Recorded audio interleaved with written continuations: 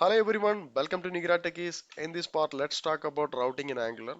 So இந்த பார்ட்டில் first எப்படி ஒரு பேசிக்கான ரவுட்டிங் இம்ப்ளிமெண்ட் பண்ணுறது.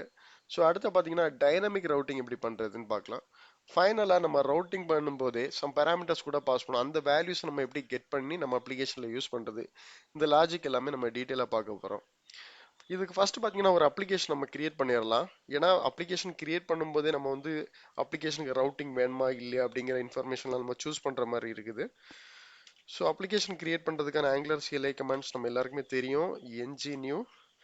ஸோ என்னோட ப்ராஜெக்டோட நேம் பார்த்தீங்கன்னா ப்ராஜெக்ட் 1 அப்படிங்கிற மாதிரி வச்சிருக்கேன். ஸோ என்ன கேட்குதுன்னு பார்த்தீங்கன்னா would you like to add angular routing? So yes, நம்ம வந்து ரவுட்டிங் யூஸ் பண்ண போகிறோம். ஸோ எஸ் கொடுத்துடலாம். ஸோ அடுத்து CSS இதெல்லாம் வந்து நம்ம நமக்கு டிஃபால்ட்டாக என்ன தேவையோ அதை சூஸ் பண்ணிக்கலாம். ஸோ நம்மளோட அப்ளிகேஷன் இப்போ கிரியேட் ஆகிடுச்சு. இதை போயிட்டு நம்ம விசுவல் ஸ்டுடியோ கோடில் போய் ஓப்பன் பண்ணிக்கலாம். Okay, open folder.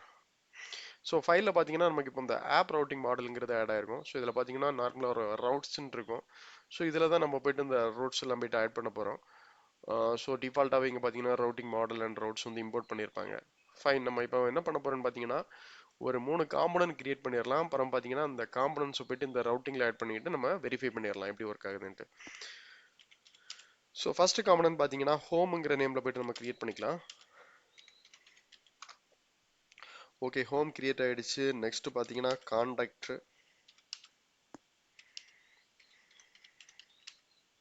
Okay, third பார்த்தீங்கன்னா about us.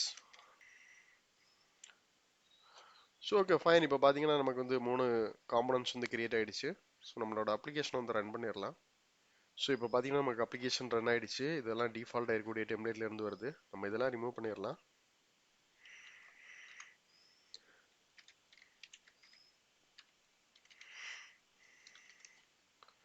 ஸோ இங்கே பார்த்தீங்கன்னா டைட்டில் மட்டும் வச்சுக்கலாம். ஸோ அடுத்து பார்த்தீங்கன்னா நம்ம வந்து ஆங்கர் டேக் ஆட் பண்ண போகிறோம். ஏன்னா நம்ம வந்து 3 மெனுஸ் ஆட் பண்ணுறோம்.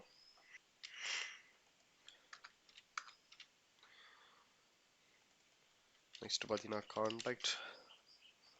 தேர்ட் ஒன் பார்த்தீங்கன்னா about. Okay fine. ஸோ இப்போ பார்த்தீங்கன்னா நமக்கு வந்து 3 லிங்க்ஸ் இருக்குது. ஸோ ஸ்டைலில் ஒரு சின்ன அட்ஜஸ்ட்மெண்ட் மட்டும் பண்ணிக்கலாம்.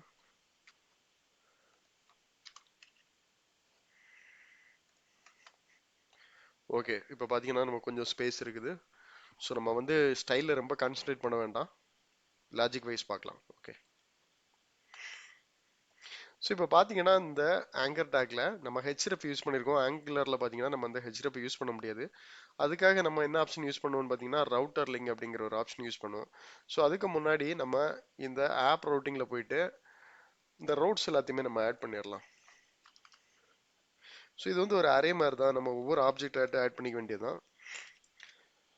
ஸோ ஃபர்ஸ்ட் காம்பனண்ட், அந்த காம்பனண்ட்டுக்கு என்ன பாத்து, அதாவது ரவுட் நேம் வந்து என்னவோ அதை வந்து பாத்தில் ஆட் பண்ணுவோம். ஸோ ஃபர்ஸ்ட் பார்த்தீங்கன்னா ஹோம் காம்பனண்ட்.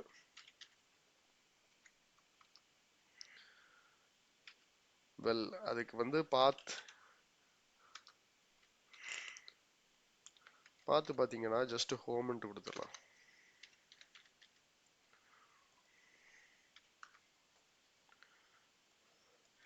ஸோ இதே மாதிரி கான்டாக்ட் அண்ட் about us கூட நம்ம ஆட் பண்ணிட வேண்டியதுதான்.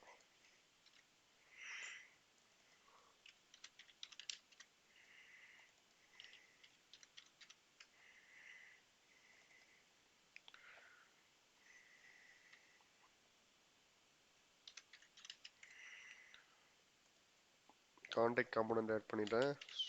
அது மாதிரி about component, about us component. Okay fine, நம்ம இங்கே வந்து ஆட் பண்ணிட்டோம்.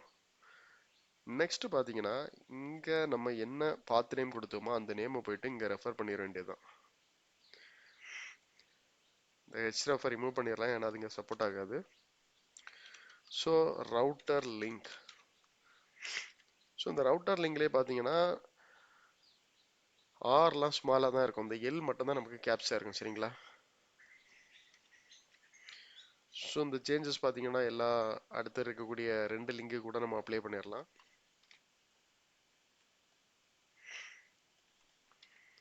நேம் ஸ்ட்ரைட் ஃபார்வர்டாக தான் கொடுத்துருந்தோம். I think about contact. Okay, இப்போ பார்த்தீங்கன்னா நமக்கு 3 லிங்குமே வந்துடுச்சு. இது ஒர்க் ஆகுதான்னு பார்க்கலாம். ஸோ இதை நான் கிளிக் பண்ணும்போது ஹோம்ன்ட்டு சேஞ்ச் ஆகுது. காண்டாக்ட் கிளிக் பண்ணால் காண்டாக்ட்னு சேஞ்ச் ஆகுது. அபவுட் கிளிக் பண்ணால் அபவுட்னு சேஞ்ச் ஆகுது. பட் இதனால எந்த ஒரு சேஞ்சஸுமே நம்மளோட ஸ்க்ரீனில் வேற எதுவுமே நம்ம பார்க்க முடியல. சரிங்களா? ஸோ அதுக்காக என்ன பண்ணணும்னு பார்த்தீங்கன்னா ரவுட்டர் அவுட்லெட்டுங்கிற ஒரு ஆப்ஷன் யூஸ் பண்ணணும். ஸோ இந்த ரவுட்டர் அவுட்லெட்டோட வேலை என்னன்னா, ஸோ ரவுட்டிங்கில் நம்ம எந்த காம்பனண்ட்டை சூஸ் பண்ணுறோமோ அந்த காம்பனண்ட்டில் இருக்கக்கூடிய கண்டென்ட்டை இந்த ரவுட்டர் அவுட்லெட்டில் தான் நம்ம கொண்டு டிஸ்ப்ளே பண்ண போகிறோம்.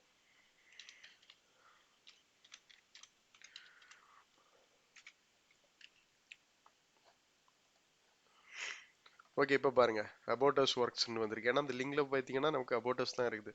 ஸோ இப்போ நான் காண்டாக்ட் கிளிக் பண்ணுறேன். ஸோ காண்டாக்ட் ஒர்க்ஸ் அப்படிங்கிற மாதிரி வந்திருக்கு. ஸோ ஹோமை கிளிக் பண்ணுறேன்னா ஹோம் ஒர்க்ஸ் இந்த மாதிரி வந்திருக்கு. ஸோ இந்த மாதிரி தான் பார்த்தீங்கன்னா ரவுட்டிங் கான்செப்ட் வந்து ஒர்க் ஆகும். ஸோ இப்போ நம்மளோட ரவுட்டிங்கில் எல்லாத்துலேயுமே டிஃபால்ட்டாக நான் வேல்யூ கொடுத்துருந்தேன். சப்போஸ் நான் வந்து எதுவுமே கொடுக்கல, சப்போஸ் நான் மெனு எதுவுமே கொடுக்கல, டிஃபால்ட்டாக எனக்கு ரன் ஆகும்போது ஒரு டிஃபால்ட் பேஜ் நம்ம செட் பண்ணோம்ல, அந்த மாதிரி எனக்கு நான் யூஆர்எல் எந்த ஒரு ஸ்லாஷ் கொடுத்து எந்த ஒரு மெனுமே கொடுக்காத பட்சத்தில் எனக்கு ஹோம் டிஃபால்ட்டாக டிஸ்பிளே ஆகணும் அப்படின்ட்டு நீங்கள் நினச்சிங்கன்னா பண்ணக்கூடிய சேஞ்சஸ் வந்து இந்த ரவுட்டர் லிங்கில் போயிட்டு எம்டி கொடுத்துருங்க. ரவுட்டர் லிங்கில் மட்டும் இல்லை, இங்கே நம்ம ரவுட் ஆட் பண்ணியிருப்போம்ல, இங்கேயும் போயிட்டு அந்த பாத்தில் வந்து எம்டியாக கொடுத்துருங்க. இப்போ போயிட்டு நம்மளோட ஸ்க்ரீனை இங்கே ரிஃப்ரெஷ் பண்ணிங்கன்னா டிஃபால்ட்டாக அந்த ஹோம் கண்டென்ட்டில் என்ன வேல்யூ இருக்கோ அது வந்துடும். ஸோ காண்டாக்டை கிளிக் பண்ணால் காண்டாக்டு, அபவுட்டை கிளிக் பண்ணும்போது அபவுட்டு. ஸோ எதுவுமே கொடுக்கலாம் பார்த்தீங்கன்னா நமக்கு ஆட்டோமேட்டிக்காட்டு இந்த வேல்யூஸ் வந்து வந்துடும். சரிங்களா? ஸோ இப்போ பார்த்தீங்கன்னா நம்ம பேசிக் ரவுட்டிங் எப்படி இம்ப்ளிமெண்ட் பண்ணுறதுங்கிறது நம்ம பார்த்துட்டோம். நெக்ஸ்ட் பார்த்தீங்கன்னா நம்ம டைனமிக் ரவுட்டிங் பார்க்க போகிறோம். ஸோ டைனமிக் ரவுட்டிங் வந்து எந்த மாதிரி சினாரியோஸில் வரும்னா, நமக்கு டேட்டாஸ் வந்து சர்வீஸ்ல இருந்து ரன் டைம்ல வரும்போது நமக்கு இந்த டைனமிக் ரவுட்டிங் வந்து யூஸ் ஆகும். ஸோ எப்படி சொல்லலாம்னா, ஒரு கேர்ட் ஆப்ரேஷன் வந்து ஜஸ்ட் கன்சிடர் பண்ணிக்கோங்க. ஸோ அதில் பார்த்தீங்கன்னா நம்ம லிஸ்டிங்ஸ் லோட் பண்ணியிருப்போம். Maybe thousands of millions of records கூட மேபி இருக்கலாம். ஸோ அதை போயிட்டு நம்ம வந்து எடிட் பண்ணும்போது அந்த எடிட் பண்ணுற பர்டிகுலர் ரெக்கார்டோட ஐடி இல்லை ஒரு யூனிக் வேல்யூ எடுத்து நம்ம பாஸ் பண்ணுவோம். யூஆர்எல்ல கூட பாஸ் பண்ணியிருப்போம். ஸோ அந்த மாதிரி சினாரியோ எல்லாம் வரும்போது நம்ம ஒவ்வொரு வேல்யூக்கும் போயிட்டு நம்ம காம்பனன்ட் கிரியேட் பண்ணிட்டு இருக்க முடியாது. ஸோ நம்ம அதனால டைனமிக்காக தான் அதை ஹேண்டில் பண்ணி ஆகணும். சரிங்களா? ஸோ நம்மளோட அப்ளிகேஷனில் இப்போ நான் போயிட்டு இந்த மாதிரி /1 அப்படின்னு கொடுக்குறேன். என்ன ஆகுதுன்னா ஆக்சுவலாக அந்த கான்டாக்ட் இருக்காது. ரிஃப்ரெஷ் பண்ணிட்டு அந்த ஹோம் பேஜுக்கு வந்து ரீடைரக்ட் பண்ணி கொடுத்துருச்சு. அது மட்டும் இல்லாமல் நம்ம போயிட்டு இந்த எரர் லிஸ்ட்டில் பார்த்தோம்னா அந்த எரர் த்ரோ பண்ணியிருக்கோம். ஸோ என்ன சொல்லுதுன்னா இந்த யூஆர்எல் செக்மெண்ட்ல காண்டாக்ட்/1ங்கிறது ஹேண்டில் பண்ணல, அதுதான் எரர்னு சொல்லுது. ஸோ இதை ஹேண்டில் பண்ணுறது தான் ஆக்சுவலாக டைனமிக் ரூட்டிங். ஸோ நம்ம அப்ளிகேஷன்லேயே பார்த்துடலாம். ஸோ இதுக்கு நம்ம ஃபர்ஸ்ட் பண்ண போகிறது என்னன்னு பார்த்தீங்கன்னா, இங்கே போயிட்டு நம்மளோட ரவுட்டிங் மாடலில் காண்டாக்ட் வரைக்கும் கொடுத்துருக்கோம்ல, இதில் போயிட்டு என்ன பண்ணலாம்னா ஸ்லாஷ், ஸோ என்ன பேராமீட்டர் நமக்கு வரப்போகுது, இது ஒரு ஐடி. இப்போ ட்ரை பண்ணலாம் பாருங்க. ஸோ இப்போ பாருங்க காண்டாக்ட் ஒர்க்ஸ்னு வந்துடுச்சு. ஏன்னா நமக்கு இந்த பேராமீட்டர் வந்து பாஸ் பண்ணிட்டோம். ஸோ இது ஒர்க் ஆயிடுச்சு. இதுக்கு முன்னாடி பார்த்தீங்கன்னா நம்ம இப்படி கொடுக்கும்போது நமக்கு எரர் வந்துட்டே இருந்துச்சு. ஸோ இப்போ இது 1 இல்லை 2. ஸோ டைனமிக்காக நம்ம எந்த வேல்யூ நமக்கு டேட்டா பேஸ்லேருந்து வருதோ அந்த வேல்யூவை நம்ம பைண்ட் பண்ண போகிறோம். ஸோ இந்த கான்செப்ட் பார்த்தீங்கன்னா ஆட்டோமேட்டிக்காக ஒர்க் ஆகும். ஸோ நம்மளோட அடுத்த கொஸ்டின் என்னவா இருக்குன்னு பார்த்தீங்கன்னா, இந்த மாதிரி வேல்யூஸ் வந்து டைனமிக்கில் சேஞ்ச் ஆகுது. ஸோ இது என்ன வேல்யூ, இந்த வேல்யூ எப்படி நம்ம கெட் பண்ணுறது, இதை கெட் பண்ணால் தான் நம்மளோட லாஜிக்ஸ் வந்து இம்ப்ளிமெண்ட் பண்ண முடியும். ஸோ இந்த வேல்யூஸ் எப்படி கெட் பண்ணுறது அதான் நம்ம இப்போ நெக்ஸ்ட் பார்க்க போகிறோம். ஸோ நம்ம இப்போ ஃபுல்லாக பண்ணிட்டு இருக்கிறது இந்த காண்டாக்ட் காம்பனண்ட்ல தான் ஒர்க் அவுட் பண்ணிட்டு இருக்கோம். ஸோ காண்டாக்ட் காம்பனண்ட்லேயே போயிட்டு இந்த வேல்யூவை எப்படி கெட் பண்ணுறதுங்கிறது பார்க்கலாம். ஸோ அதுக்கு பார்த்தீங்கன்னா ஃபர்ஸ்ட் இந்த ஆக்டிவேட்டட் ரூட் அப்படிங்கிறத நம்ம ஃபர்ஸ்ட் இம்ப்ளிமெண்ட் பண்ணணும், ஐ மீன் இம்போர்ட் பண்ணணும். ஸோ இந்த கான்செப்ட் எல்லாமே ரவுட்டருக்குள்ளாடி தான் வரும். So angular, so at angular /route. Okay fine. So இதில் போயிட்டு பார்த்தீங்கன்னா இதில் ஆக்டிவேட்டட் ரவுட்டர் அப்படின்ட்டு ஒரு ஆப்ஷன் இருக்கும். ஓகே ஃபைன், நம்ம இங்கே ஆட் பண்ணிட்டோம். ஸோ நம்ம இம்போர்ட் பண்ணிட்டோம். இம்போர்ட் பண்ணதை போயிட்டு நம்ம கன்ஸ்ட்ரக்டரில் யூஸ் பண்ணிக்கலாம்.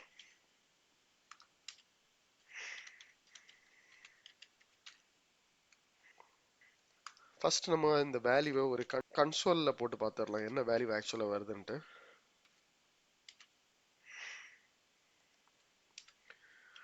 பார்த்தீங்கன்னா this dot route டாட் போயிட்டு ஸ்னாப்ஷாட் டாட்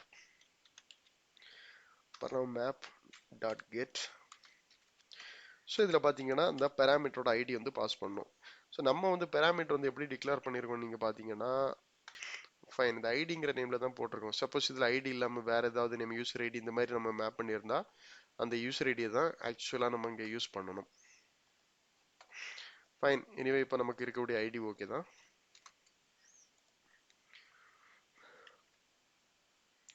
ஸோ போல்டர் எதுவும் இல்லை, செக் பண்ணிடலாம். ஸோ இப்போ இங்கே பாருங்கள் இந்த டெஸ்ட்டுங்கிற வேல்யூ வந்திருக்கு. ஸோ நாங்கள் போயிட்டு 2ன்னு பாஸ் பண்ணுறேன், ஆட்டோமேட்டிக்காக அந்த 2ங்கிற வேல்யூ வந்துருச்சு.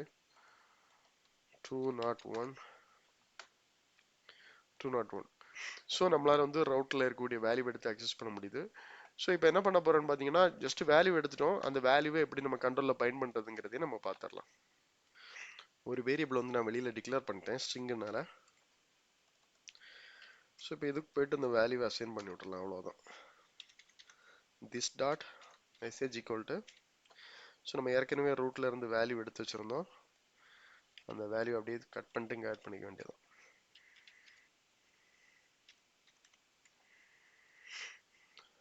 ஸோ இப்போ பார்த்தீங்கன்னா மெசேஜுக்கு வந்து வேல்யூ அசைன் பண்ணிட்டோம். ஸோ இதை போயிட்டு நம்மளோட இந்த காம்பனண்ட்ல பைண்ட் பண்ணிடலாம்.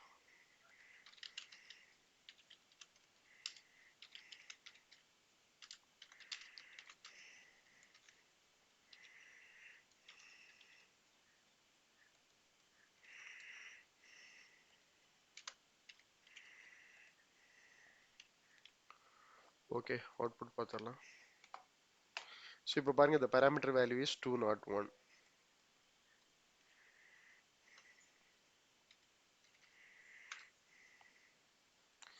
So the parameter value is 500. So என்ன வேல்யூ நமக்கு URL வருதோ அந்த வேல்யூவை நம்ம கண்ட்ரோலரில் கெட் பண்ணி இப்போ நம்ம டேட்டாவை பயன் பண்ணியிருக்கோம். ஸோ ஹோப்லி இந்த கான்செப்ட் உங்களுக்கு கிளியராக அண்டர்ஸ்டாண்ட் ஆகிருக்கு நம்புறேன். இதில் ஏதாவது கிளாரிஃபிகேஷனில் டவுட் இருந்துச்சுன்னா நம்மளோட கமெண்ட் பாக்ஸில் வந்து போஸ்ட் பண்ணுங்க. ஸோ நம்மளோட அடுத்த டாப்பிக்கில் பார்த்தீங்கன்னா அந்த ரவுட்டிங்கில் சைல்டு ரவுட்டிங்னு ஒரு கான்செப்ட் இருக்குது. அப்புறம் பார்த்தீங்கன்னா நம்ம அப்ளிகேஷனில் வந்து 404 எரர் வரும். ஸோ அந்த 404 எரரை கூட ஹேண்டில் பண்ணுறது நம்ம அந்த ரவுட்டிங்கில் தான் ஹேண்டில் பண்ணுவோம். ஸோ இதெல்லாம் எப்படி இம்ப்ளிமெண்ட் பண்ணலாம் அப்படின்ட்டு டீட்டெயிலாக பார்க்கலாம். ஸோ நம்ம சேனலை யாரெல்லாம் சப்ஸ்கிரைப் பண்ணலையோ சப்ஸ்கிரைப் பண்ணிடுங்க. தேங்க்யூ.